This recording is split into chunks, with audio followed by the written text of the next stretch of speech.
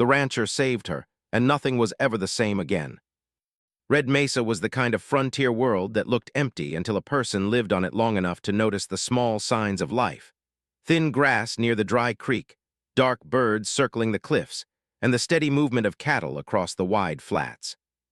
The sky was bigger here than on any city planet. At night, the stars seemed close enough to touch. Cal Hart lived under that sky. People in the nearest settlement called him the rancher, like there was only one. He did not correct them. He kept to himself, fixed what broke, and spoke only when needed. His ranch sat far from the main road, past old wind towers and the ruins of a mining camp that had failed years ago. Cal liked it that way. Quiet was safer. Quiet was simpler. That evening the sun hung low and red, and Cal rode along the fence line on a sturdy crawler bike instead of a horse. The bike kicked dust behind it and hummed with a tired engine sound. He stopped at a broken post, got down, and tightened the wire with careful hands. His movements were slow and steady, like someone who had learned that rushing only caused more problems. He was about to head back when the wind changed. A faint vibration rolled across the ground, not like thunder, not like a storm. It was sharp, high, and strange. Cal lifted his head and listened. The cattle stopped chewing. One of them gave a worried sound and stepped back. Then the sky lit up. A bright line tore through the clouds, white at first, then turning blue, then orange as it burned. It moved too fast for a normal shuttle, too clean for a falling rock. Cal's eyes followed it until it dipped behind the ridge to the west. A moment later, the ground shook and a dull boom echoed across the plains. Smoke rose in a thin column. Cal stood still for several long seconds. His first thought was simple, not my problem. On the frontier, crashes meant trouble. Salvage crews came, patrol drones came, sometimes raiders came, sometimes desperate people came. And desperate people did not care whose land they crossed.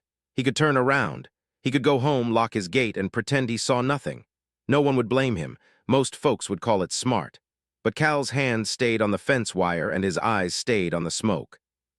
He remembered another time, years ago, when he had ignored a call for help because he had been tired and angry and done with the world. He still carried the weight of that choice like a stone in his pocket. You could walk with it. You could live with it. But you never forgot it was there. Cal exhaled slowly. "All right," he muttered, not to the sky, but to himself. He climbed back on the crawler bike and headed toward the ridge. The ride took longer than it looked. The land rose and fell, and dry gullies cut deep lines into the earth. Old colony pipes stuck out of the ground like broken bones. Cal avoided them out of habit. They could tear a tire, and out here a broken tire could turn into a long, dangerous night. When he reached the ridge, he slowed and killed the engine. Silence rushed in. He slid off the bike and walked the last stretch on foot, using the rocks for cover without even thinking about it. Over the edge, he saw the crash site. A small craft lay half buried in a slope of sand and stones. It was not like any ship Cal had seen. Colony ships were boxy and plain, made for cargo and rough travel. This one had smooth curves, like it had been shaped rather than built. Part of its side was cracked open, and a faint light flickered inside, struggling to stay alive. Smoke drifted upward, sharp and bitter. Cal's eyes scanned the area. No movement, no voices, no engines. Still, he did not relax. He moved down carefully, step by step, until he reached the broken edge of the craft. That was when he saw her. She was lying a short distance from the ship, partly hidden by a fallen panel. Her hair was dark and tangled with dust. Her clothes looked like layered fabric mixed with thin metal threads torn at the shoulder. One arm was bent at an odd angle, and her breathing was shallow but steady. Cal froze. A stranger, out here. He took one cautious step closer. The woman's eyes opened suddenly, wide, bright, and alert. Not the eyes of someone dreaming, the eyes of someone who expected danger. She tried to sit up, failed, and pressed a hand to the ground. Her lips moved. Words came out in a soft language Cal did not know. But the meaning was clear anyway. "Please, don't hurt me." Cal raised his hands slowly, showing empty palms. "Easy," he said. "I'm not here to harm you." She stared at him as if trying to decide whether to believe him. Her gaze flicked to the crawler bike parked above, then to the horizon, then back to him. She spoke again, faster this time, and pointed toward the ship, then toward the open sky, then toward the ridge line where Cal had come from. Fear sharpened every motion. Cal understood one thing: she was being hunted. He crouched down, keeping his distance. "Can you stand?" he asked. She tried. Her legs shook. She stumbled, and Cal caught her gently by the elbow. She flinched at first, then let herself lean on him when she realized she would fall without support. He felt how light she was, how little strength she had left. "All right," he said. "We're getting you out of here." He glanced at the ship. Inside, something beeped weakly like a dying heartbeat. He did not know how to shut it down, and he did not have time to learn. The woman clutched his sleeve and shook her head. She pointed at the flickering light and then made a slicing motion across her throat, clear even without words. "Trackers." Cal nodded once. "Got it." He led her away from the wreck, staying low. When they reached a cluster of rocks, he paused. From inside his jacket, he pulled a small scanner, a simple ranch tool for checking fences and cattle tags. He switched it on and waved it through the air. The screen jumped, showing a strange pattern of energy spikes near the crash. Cal frowned. "That's not normal." The woman watched the scanner with tense focus. Then she reached for it carefully, as if asking permission. Cal hesitated only a second before handing it over. Her fingers moved quickly. She pressed a sequence of buttons Cal had never used, and the scanner's display changed. The spikes became a clear signal line, pulsing like a beacon. Cal's stomach tightened. "So they can follow that," she nodded. Her face was pale and sweat shone on her forehead. She pointed toward herself and then toward the signal line, as if to say, "It's me."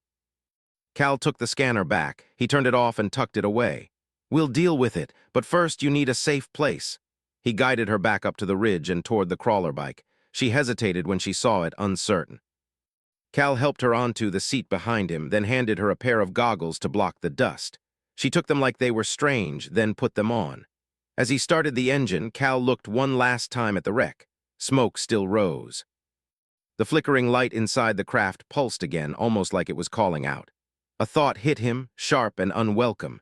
If patrol drones came, they would find the ship. If they found the ship, they would search the area. If they searched, they might find tracks leading to his ranch. Cal did not like being seen. He liked it even less when powerful people started asking questions. He drove fast anyway. They reached the ranch near nightfall. The main house was small but sturdy, made of steel panels and old wood.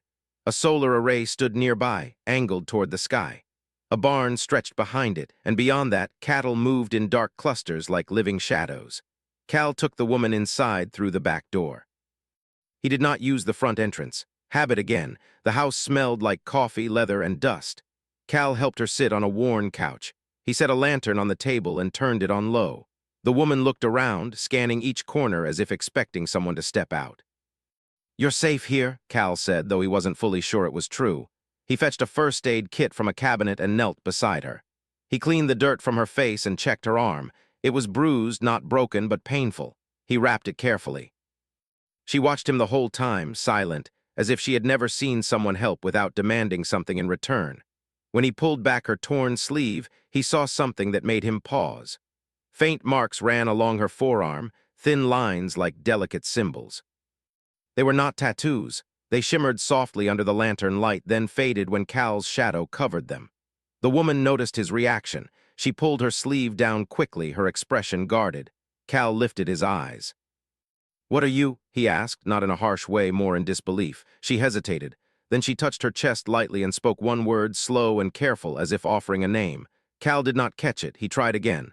"My name is Cal Hart." He tapped his own chest. She watched, then repeated, "Cal." He nodded. "Yes." She pointed to herself again and said her name a second time, clearer now. Cal still couldn't say it right, but he nodded anyway. "All right, we'll figure it out." A faint sound drifted through the night, high and distant. Cal went still. He walked to the small window and peeked out. Far above the plains, tiny lights moved across the sky in a pattern, not stars, too steady, too organized, patrol drones. Cal's jaw tightened. He had helped a stranger. He had brought her into his home. And now the quiet life he had built with his own hands was already cracking like old glass. Behind him, the woman stood up unsteadily and came to the window. She saw the lights too. Her face tightened with fear, but beneath it was something else, determination. She turned to Cal and spoke in her language again, softer this time, like a promise. Cal did not understand the words, but he understood the feeling. This was not going to end with a simple goodbye. He looked at the dark plains, then at the woman, and then back at the sky full of moving lights. "All right," he said quietly. "If they're looking, we stay ahead." Outside, the cattle shifted uneasily, sensing what Cal already knew. The frontier had found him again. Morning came slowly to Red Mesa. The sky turned from deep blue to soft orange as twin suns rose over the horizon. Long shadows stretched across the ranch, touching the fences, the barn, and the quiet house where Cal Hart stood near the window, watching the sky. The patrol drones were gone, but that did not make him feel better. People who sent drones rarely gave up after one search. Behind him, the woman sat at the kitchen table, wrapped in one of his old jackets. The sleeves were too long for her, but she seemed comforted by it. She watched him carefully, like she was still deciding whether he could be trusted. Cal poured coffee into a cup and placed it near her. She sniffed it curiously. "It's safe," he said gently. She nodded and took a small sip. Her expression changed slightly, surprise, then a faint smile. It was the first time he had seen her look relaxed. They had spent the night speaking in fragments, gestures, simple words, drawings on paper. Communication was slow, but they were learning. She pointed to herself again. "Lyra," she said clearly this time. Cal repeated it carefully. "Lyra," she nodded, pleased. Then she pointed at him. "Cal," he smiled slightly. "That's right." Silence returned, but it felt different now, less tense. Cal sat across from her. "Those drones," he said slowly, speaking clearly so she could follow. "They looking for you?" Lyra's smile faded. She nodded once. She reached for a piece of paper and began drawing. Her hand moved quickly, sketching shapes, a large circle surrounded by smaller lines, ships, a central symbol. She tapped it with her finger. "Council," she said, searching for the right word. Cal leaned forward. "Government?" She hesitated, then nodded slowly. She drew another shape, a small ship leaving the circle, then lines chasing it. She pointed to the small ship, then to herself. "You ran," Cal said quietly. Lyra lowered her eyes and nodded again. Cal leaned back in his chair. He had seen enough trouble in his life to understand when someone was escaping something dangerous. He did not ask more questions yet. Outside, the ranch looked peaceful, but Cal felt tension in the air. He stood up suddenly.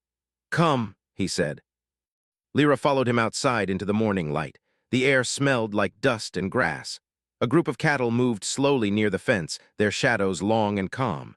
Lyra stopped and stared at the wide plains. Her eyes widened at the open space, like she had never seen land stretch so far without buildings or machines. "You like?" Cal asked. She nodded slowly. "Free." The word sounded important to her. Cal showed her around the ranch, the barn, the water tanks, the solar panels. She watched everything with careful attention, touching surfaces lightly as if studying how things worked. When they reached an old metal shed behind the barn, Cal paused. "This," he said, opening the heavy door, "safe place." Inside was an underground entrance hidden beneath old tools. A ladder led down into a reinforced bunker built during the early colony days. It was dusty but secure. Lyra climbed down carefully.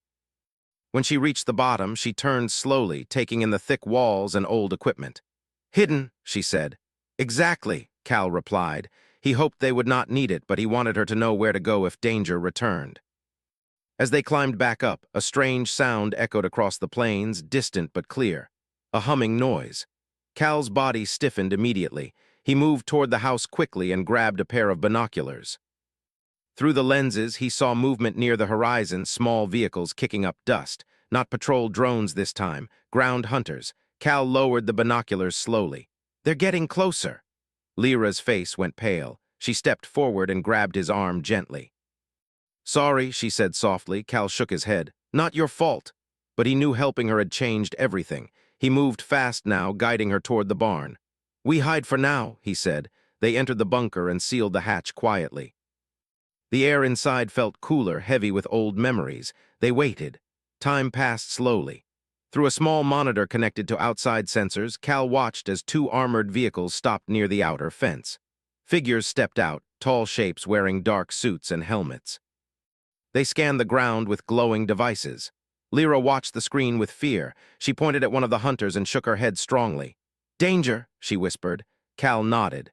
He stayed still, barely breathing, as the hunters moved closer to the house. One paused near the barn. Cal's hand tightened around an old rifle leaning against the wall. Minutes felt like hours.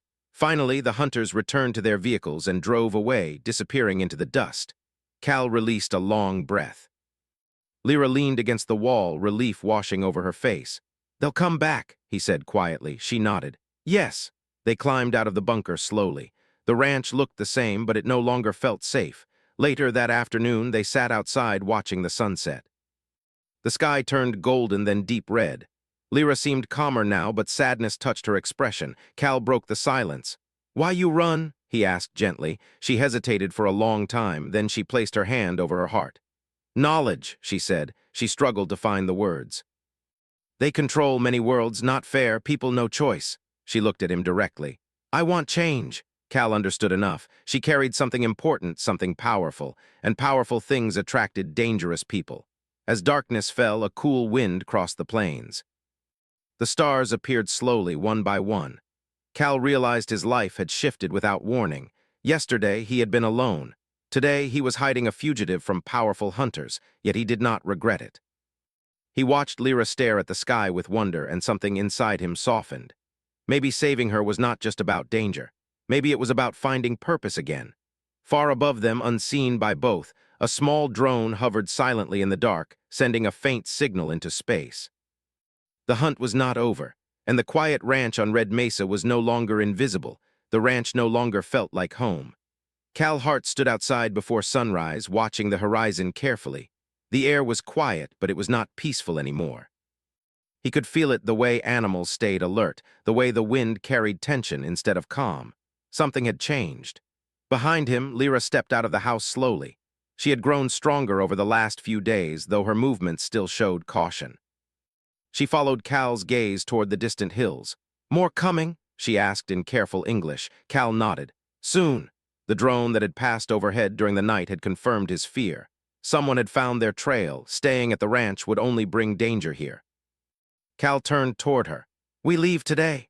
Lyra did not argue. She simply nodded as if she had expected this moment from the beginning. They moved quickly. Cal packed only what they needed: water packs, dried food, tools, and a few old weapons he had not used in years. He loaded everything onto the crawler bike and attached a small cargo sled behind it. Before leaving, Cal paused at the gate. He looked at the ranch, the barn, the fences, the open land he had cared for alone for so long. It felt strange to walk away from it. But protecting Lyra meant moving forward. He closed the gate gently, like a promise that he would return. The journey across Red Mesa began under a pale sky. Dust rose behind the crawler bike as they traveled through dry valleys and rocky paths known only to local ranchers. Lyra watched everything with curiosity, the way Cal navigated without maps, the way he slowed near certain cliffs where loose stones could slide, the way he listened to the wind like it was speaking to him. "You know this land very well," she said. Cal shrugged slightly. "Land teaches you if you listen." She smiled faintly at that. They avoided main roads and passed through abandoned mining zones where old machines rusted quietly. At one stop, Lyra examined a broken generator and repaired it within minutes using only a small device from her belt. Cal watched, impressed. "That would have taken me all day," she laughed softly. The sound felt warm against the emptiness of the desert, but peace did not last. Near midday, a low sound echoed behind them: engines. Cal's eyes sharpened instantly. He turned the crawler bike toward a narrow canyon path. "Hold tight," he said. The bike sped forward, bouncing over rocks. Behind them, 3 black vehicles appeared, moving fast. Dust clouds chased them like storms. Lyra looked back, fear returning to her eyes. Hunters. Cal increased speed. The canyon narrowed, forcing the vehicles to slow slightly. He used every curve to hide their trail, steering through tight turns that would stop heavier machines. Energy blasts hit the rocks nearby, sending small explosions of dust into the air. Cal's heart pounded, but his hands stayed steady. "They're serious," he muttered. Lyra reached into her pack and pulled out a small device. She activated it, and a brief wave of light spread behind them. The dust cloud changed direction, creating a false trail leading toward another path. One of the pursuing vehicles followed the fake trail. Cal grinned slightly. "Nice trick." But 2 vehicles remained. The canyon opened into a wide basin filled with tall rock pillars. Cal slowed suddenly and guided the crawler bike behind a large stone formation. He shut off the engine. Silence. They waited. The hunters drove past, scanning the open ground. For a moment it seemed like they might escape. Then one vehicle stopped. A tall figure stepped out, holding a scanning device glowing with blue light. The figure turned slowly toward their hiding place. Cal whispered, "They found us." He raised his rifle but did not fire. Fighting directly would be dangerous. Instead, he grabbed a small remote from his pocket and pressed a button. Across the basin, an old mining charge exploded, a controlled blast he had set long ago to clear rock slides. Dust and debris filled the air, blocking vision. "Now," he said. They jumped back onto the crawler bike and escaped through a hidden path on the far side of the basin.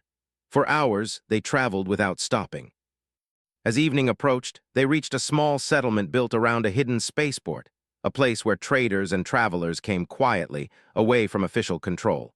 Lights glowed softly between metal structures. Ships of different shapes rested on landing pads. Lyra's face filled with hope. "Friends here," she said. Cal nodded cautiously. "Let's hope they still are." They parked near a repair station. A man approached, wearing worn pilot gear. His eyes narrowed when he saw Lyra. "You shouldn't be here," he said quietly. Lyra spoke to him in her language quickly. His expression shifted from surprise to concern. He turned to Cal. "They're looking for her everywhere. You don't understand what you've stepped into." Cal crossed his arms. "I understand enough." The man hesitated, then guided them inside a storage building. "I can help you leave," he said, "but we need to move fast." Relief began to settle in Lyra's eyes, but Cal felt uneasy.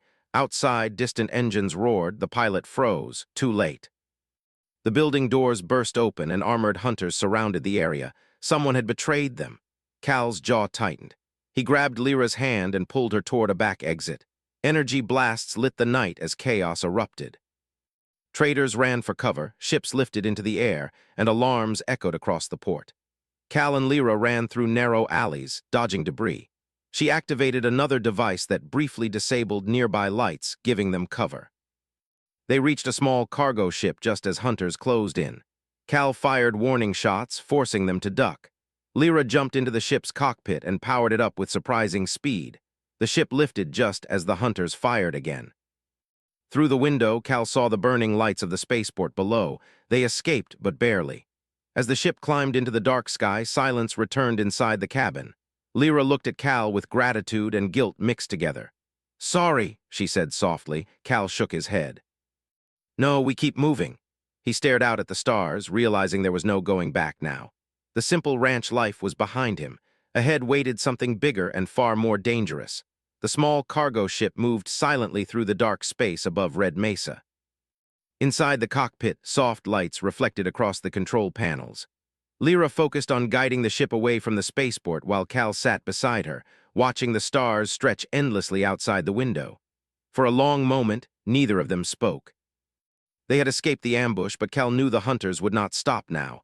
If anything, they would chase harder. "Where now?" Cal finally asked. Lyra hesitated before answering. She pointed toward the planet below, toward the wide plains where his ranch stood.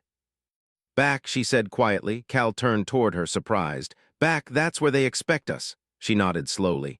"Yes, but also where we strong." Cal thought about it. The ranch had open land, hidden routes, and traps he had set over years to protect his cattle. He knew every hill and canyon. If there was anywhere he could stand his ground, it was there. He gave a small smile. "All right then, we go home." The ship descended through the atmosphere just before sunrise. The sky turned gold as they approached the familiar land. From above, Cal could see dust trails moving toward the ranch. "They're already there," he said. Lyra's face tightened. "Final fight." The ship landed behind a distant ridge. Cal gathered his gear quickly. He checked his rifle, grabbed tools, and handed Lyra a small communicator. "We don't rush," he said. "We think first." They moved carefully toward the ranch on foot. Smoke drifted above the barn. Several armored vehicles stood near the house. Hunters walked around, scanning the area with glowing devices. Cal felt anger rise inside him. This place had been peaceful for years. Now it looked like a battlefield. "They searching for signal," Lyra whispered. Cal nodded. "Then we give them something else to find." He guided her toward an old storage area hidden beneath rocks. Inside were supplies he had collected over the years, motion sensors, sound traps, and old mining charges. Lyra watched him work, impressed by his preparation. "You planned for war," she said softly. "No," Cal replied. "Just learned to survive." They began setting traps around the ranch. Cal placed sound decoys near the outer fence, creating false movement signals. Lyra used her technology to amplify the effect, making it appear as if multiple targets were moving at once. The hunters reacted quickly, spreading out to investigate. One vehicle drove toward the far hills, following a fake signal. Another team entered the barn, unaware of the silent trap waiting inside. A loud burst of dust and light forced them to retreat, confused and disorganized. Cal moved like a shadow, using the terrain to stay unseen. For the first time, Lyra saw him not as a quiet rancher, but as a protector of the frontier, calm, focused, and fearless. As chaos spread among the hunters, a larger ship appeared above the ranch, descending slowly. The leader had arrived. A tall figure stepped out, dressed in advanced armor. Unlike the others, this one moved with calm confidence. Lyra's breathing quickened. "Him," she whispered. Cal understood immediately. This was the person who had been chasing her across the stars. The leader spoke through a loudspeaker. The voice echoed across the plains. "Return with us, your resistance is useless." Lyra stepped forward slightly, but Cal gently held her back. "We don't walk into traps," he said quietly. She nodded. The leader began walking toward the house, scanning carefully. The remaining hunters regrouped around him. Cal turned to Lyra. "You said your knowledge can change things? How?" She hesitated, then pulled out a small device from her pack. It glowed softly. "This share truth," she said slowly. "Break control, free systems." Cal raised an eyebrow. "Then why not use it already?" "Because dangerous," she answered. "If wrong hands take it, many suffer." Cal understood. Power always came with risk. He looked at the approaching hunters. "Seems like now or never." Lyra closed her eyes briefly, then activated the device. A wave of light spread silently across the air. Signals moved outward like invisible ripples. The hunters' scanners flickered and shut down. Their communication systems failed. The leader stopped, surprised. Above them, the large ship's engines faltered, losing connection to its control network. Lyra breathed deeply. "Now, no control." Confusion spread among the hunters. Cal took advantage immediately. He stepped into view, rifle raised but not firing. "This land's not yours," he called calmly. "Time to leave." The leader stared at him, calculating. Without their technology advantage, the hunters were just people standing on unfamiliar ground. Slowly, they retreated toward their vehicles. The leader gave Lyra one final look, not angry but thoughtful, then turned away.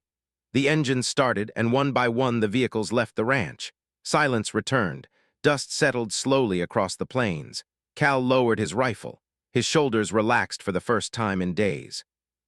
"You did it," he said. Lyra watched the sky where the ships had disappeared. Tears shone in her eyes, but she smiled gently. "We did it." Days passed. They repaired the ranch together, fixing fences, cleaning debris, restoring what had been damaged. Life slowly returned to normal, though nothing felt exactly the same anymore.